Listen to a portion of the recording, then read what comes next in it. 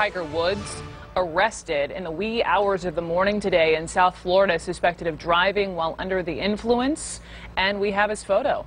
This is the Tiger Woods mugshot. Once the world's best golfer, we are told he was released on his own recognizance with no bond. Mike Weiss is with me. He's a senior writer with ESPN's TheUndefeated.com. Mike Weiss, I mean, did you ever think you'd see a Tiger Woods mugshot? I mean, he's been trying to come back. It's sad. Yeah. It is, Brooke. It's the latest free fall in his career in many ways. He hasn't won a PGA Tour event since 2013. He hasn't won a PGA major event since 2008 before his crash and sudden personal meltdown that featured the divorce of his wife, Elin Nordgren. And so this is the latest. Tiger's gone through 4 back surgeries, and in the last 10 years, he's essentially given up his, not his PGA card, but his quest to play in a major this year. And so I don't know where he goes from here. And then to see this mugshot, it's depressing. It's very depressing. It is. And, you mentioned all those different back surgeries. I was just reading, he said more than a month ago, he underwent some sort of fusion surgery on his back and put out, it was instant nerve relief. I haven't felt this good in years. And that was just as recent as a month ago, Mike.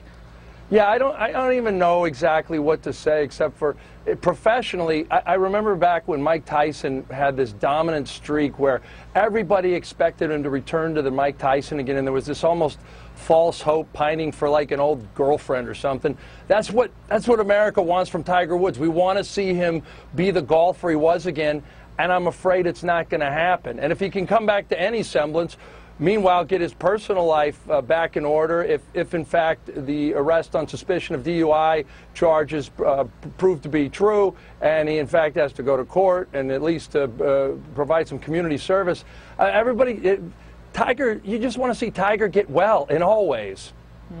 You mentioned his personal life and that divorce. Since the infamous divorce, we know he dated Lindsey Vonn for a while. Yep. Do you even know who he's been hanging out with? Anything more about his personal life recently? Shockingly, Brooke, I don't hang out in those circles. You don't? But you had me fooled. No, but look, I think the biggest thing when I ever see him quoted, and he rarely opens himself up except for on his own blog, I see him talking about being the father he wants to be for his children, and trying to reconcile that before anything else in his life, even golf.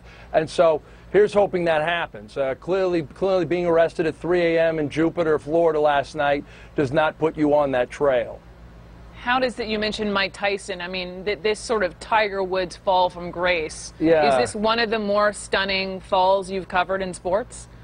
I think so. I remember Jennifer Capriati basically being arrested for shoplifting, at one time being the #1 tennis player in the world.